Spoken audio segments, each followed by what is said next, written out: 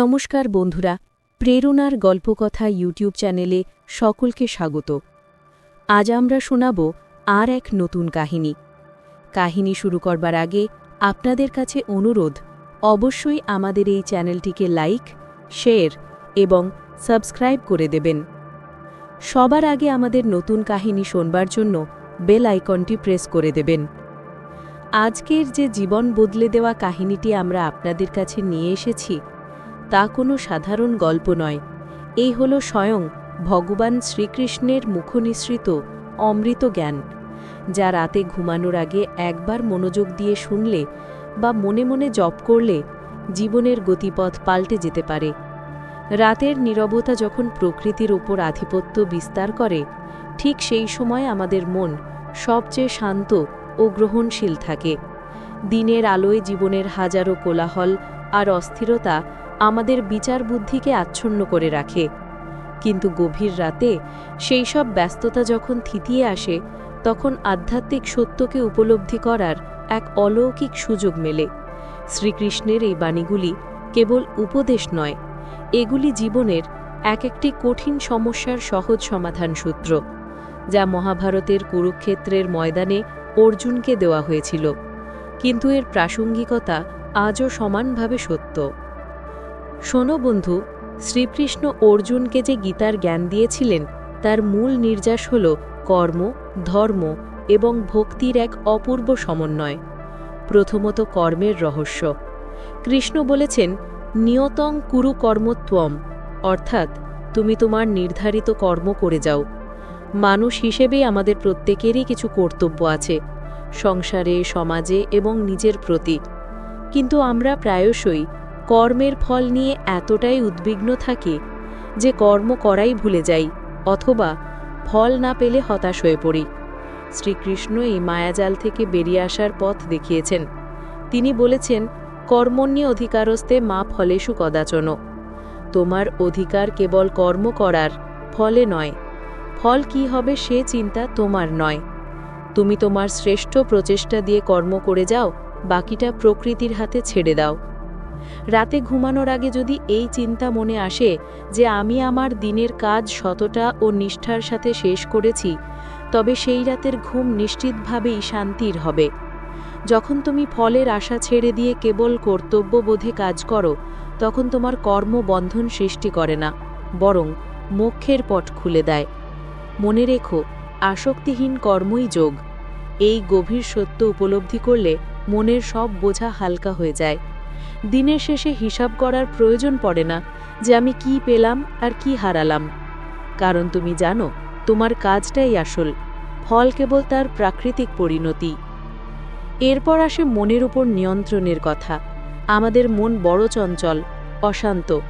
এই মনই আমাদের সবচেয়ে বড় বন্ধু, আবার এই মনই সবচেয়ে বড় শত্রু।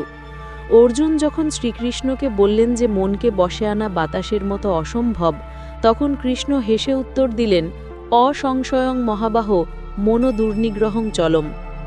অভ্যাসেন তো কৌন্তেয় বৈরাগ্যেন চ গৃহ্যতে। হে কৌন্তেয়, মনকে বশে আনা নিঃসন্দেহে কঠিন, কিন্তু অভ্যাস এবং বৈরাগ্যের দ্বারা তাকে আয়ত্ত করা যায়। অভ্যাস হল বারবার চেষ্টা করা, প্রতিনিয়ত মনকে শুভচিন্তায় নিয়োজিত করা, আর বৈরাগ্য হল অনিত্য বস্তুর প্রতি বিতৃষ্ণা, জাগতিক সুখ দুঃখের প্রতি উদাসীনতা। রাতের বেলা যখন বিছানায় শুয়ে আমরা সারাদিনের অপ্রয়োজনীয় চিন্তা, দুশ্চিন্তা, আক্ষেপ বা ক্ষোভ নিয়ে নাড়াচাড়া করি, তখন বুঝতে হবে মন তার অস্থিরতা দেখাচ্ছে। সেই সময় শ্রীকৃষ্ণের এই বাণী স্মরণ করে মনকে বোঝাও যে যা চলে গেছে তা নিয়ে চিন্তা করে লাভ নেই, আর যা এখনো আসেনি তা নিয়েও দুশ্চিন্তা করার প্রয়োজন নেই। বর্তমান মুহূর্তই সত্য। এই অভ্যাস যত দৃঢ় হবে, ততই তোমার মন শান্ত হবে এবং তুমি গভীর প্রশান্তির ঘুম উপভোগ করতে পারবে। এই মনের অস্থিরতা কেবল একটি বিভ্রম, আর কৃষ্ণ সেই বিভ্রম দূর করার মন্ত্র দিয়েছেন। বন্ধুরা, শ্রীকৃষ্ণের জ্ঞানের আর এক গুরুত্বপূর্ণ অংশ হল জীবনের ক্ষণস্থায়িতা এবং আত্মার অমরত্ব সম্পর্কে বোধ। আমরা নিজেদের শরীরকেই সব মনে করি, তাই শরীর যখন অসুস্থ হয় বা বুড়ো হতে থাকে, তখন আমরা আতঙ্কিত হয়ে পড়ি। কিন্তু কৃষ্ণ স্পষ্ট বলেছেন, বাসাংসি জীর্ণানি যথা বিহায় নবানী গৃহাতি নর অপরাণী তথা শরীরানি বিহায় জীর্ণান্যানি সংজাতি নবানী দেহি। অর্থাৎ যেমন মানুষ পুরনো কাপড় ছেড়ে নতুন কাপড় পরিধান করে, তেমনি আত্মা পুরনো শরীর ছেড়ে নতুন শরীর গ্রহণ করে।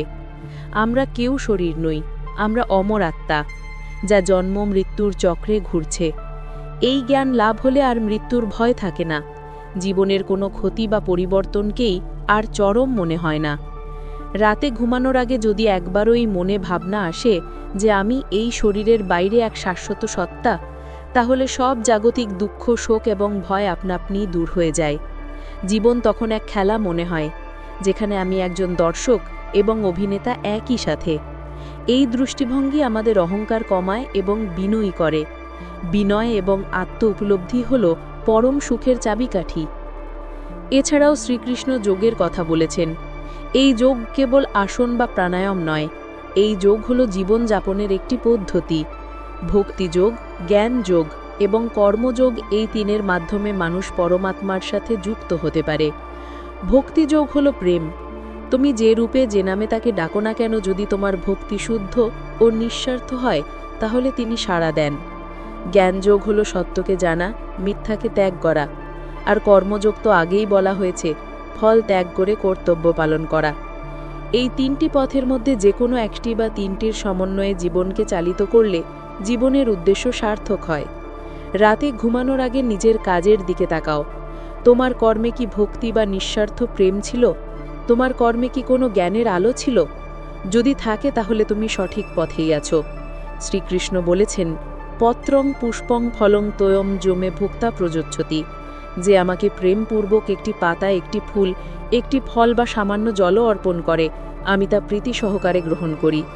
এর অর্থ এই নয় যে কেবল পূজা করলেই হবে, বরং এর অর্থ হলো তোমার প্রতিটি কর্মই যদি তাকে উৎসর্গ করা হয়, অর্থাৎ নিঃস্বার্থভাবে করা হয়, তবে তাই পূজার সমান। দিনের সব কাজ যখন নিঃস্বার্থভাবে করো এবং রাতে ঘুমানোর আগে তা তাকে উৎসর্গ করো, তখন তোমার মন থেকে সব পাপ বোধ ও গ্লানি দূর হয়ে যায়। বন্ধুরা, শ্রীকৃষ্ণ আরও একটি মহৎ সত্যের উপর জোর দিয়েছেন, সমত্ব বা সমদর্শিতা। তিনি বলেছেন, বিদ্যা বিনয় সম্পন্ন ব্রাহ্মণ, গো, হস্তি, কুকুর এবং চণ্ডাল সবার প্রতিই জ্ঞানী ব্যক্তিরা সমান দৃষ্টি রাখেন। এর মানে এই নয় যে সবার শারীরিক পার্থক্যকে অস্বীকার করা, বরং এর অর্থ হল প্রতিটি প্রাণীর মধ্যে একই পরমাত্মার উপস্থিতি উপলব্ধি করা। যখন আমরা মানুষে মানুষে ভেদাভেদ করি, তখন কেবল নিজেদের মনের ক্ষুদ্রতাকেই প্রকাশ করি। রাতে ঘুমানোর আগে একবার নিজের মনের দিকে তাকাও। তুমি কি দিনের বেলা কারোর প্রতি রাগ, ঘৃণা বা বিদ্বেষ পোষণ করেছ? যদি করে থাকো, তবে তা এক্ষুনি মন থেকে মুছে ফেলো। যখন তুমি প্রতিটি মানুষের মধ্যে সেই এক পরমাত্মার অংশ দেখতে পাও, তখন শত্রু মিত্রের ভেদাভেদ থাকে না, থাকে কেবল প্রেম আর করুণা। এই সমদৃষ্টি মনকে এতটাই উদার করে তোলে যে কোনো সংকীর্ণতা বা বিদ্বেষ সেখানে জায়গা পায় না। এই সমত্ব লাভ হলে জীবনের প্রতিটা মুহূর্তই হয়ে ওঠে মাধুর্যময়। সবশেষে কৃষ্ণ যে চূড়ান্ত আশ্রয় বা শরণাগতির কথা বলেছেন, তা সকল জ্ঞানের সার। তিনি অর্জুনকে বললেন, সর্বধর্মান পরিত্যাজ্য মামেকং শরণং ব্রজ, অহং ত্বং সর্বপাপেভ্য মোক্ষয়িষ্যামি মা শুচ। অর্থাৎ সকল ধর্ম বা কর্তব্য বা পথ ত্যাগ করে কেবল আমার শরণ নাও, আমি তোমাকে সকল পাপ থেকে মুক্ত করব, ভয় পেও না। এর মানে এই নয় যে তোমার কর্তব্য ত্যাগ করে অলস হলে যাবে। এর মানে হলো জীবনের সব দায়িত্ব পালন করো, কিন্তু তার ফল, তার ভালো মন্দ সবটাই তার হাতে সঁপে দাও। নিজেকে কর্তা না ভেবে তাকে কর্তা ভাবো। এই আত্মসমর্পণ মনকে চূড়ান্ত শান্তি দেয়। যখন তুমি জানো যে তোমার জীবনের হাল স্বয়ং ভগবান ধরে আছেন, তখন আর কোনো চিন্তা, কোনো ভয় বা কোনো উদ্বেগ থাকে না। সুতরাং প্রিয় শ্রোতা বন্ধুরা, আজ রাতে ঘুমোতে যাওয়ার আগে একবার চোখ বন্ধ করে শ্রীকৃষ্ণের এই বাণীগুলি গভীরভাবে চিন্তা করো। কর্ম করো ফলের আশা না রেখে, চঞ্চল মনকে অভ্যাস এবং বৈরাগ্যের দ্বারা শান্ত করো। নিজেকে কেবল শরীর না ভেবে এক অমর আত্মা হিসেবে জানো, এবং তোমার প্রতিটি কর্মই তাকে উৎসর্গ করে সম্পূর্ণরূপে তার শরণ নাও। এই জ্ঞান হলো শান্তির ঘুম, এই জ্ঞান হলো উদ্বেগ মুক্তির মন্ত্র, এই জ্ঞান হলো জীবন বদলানোর সূত্র। প্রতিদিন রাতে এই জ্ঞানকে মনে ধারণ করে ঘুমোলে তোমার জীবন নিশ্চিতভাবেই এক নতুন দিগন্তে মোড় নেবে। এই বলেই আজকের কাহিনী শেষ করছি। আপনারা সবাই শান্তিতে থাকুন, ভালো থাকুন, সুস্থ থাকুন। আমাদের এই প্রয়াস যদি আপনাদের ভালো লেগে থাকে তবে অবশ্যই লাইক, শেয়ার এবং সাবস্ক্রাইব করে আমাদের প্রেরণা যোগাবেন। দেখা হচ্ছে আবার নতুন কোনো গল্প নিয়ে, নতুন কোনো অনুপ্রেরণা নিয়ে। শুভরাত্রি।